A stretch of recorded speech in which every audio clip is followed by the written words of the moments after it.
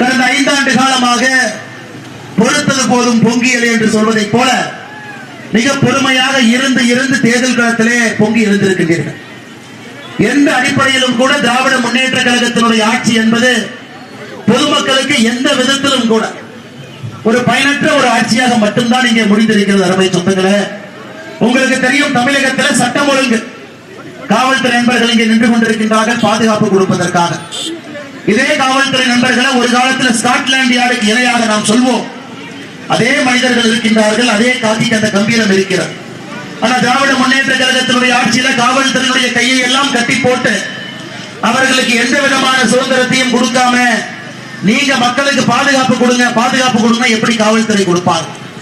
நீங்க பாருங்க, கடந்த 5 ஆண்டுகள்ல மட்டும் தமிழகத்தில் நடந்திருக்கக்கூடிய கொலைகள் 8008 பேர் தமிழகத்தில் படுகொலை செய்யப்பட்டிருக்கின்றார்கள். கடந்த 5 ஆண்டுகள்ல மட்டுமே பெண்கள் மீது நடந்த பாலியல் கற்பழிப்பு சம்பவங்கள் 2080. அப்படின்னா கிட்டத்தட்ட 1825 நாள் 5 வருஷத்துல ஒரு நாளுக்கு ஒரு கற்பழிப்புக்கு மேல தமிழகத்தில் குற்றச்சம்பவங்கள் காவல்துறையினுடைய பதிவேட்டிலே பதிவு செய்யப்பட்டிருக்கிறது.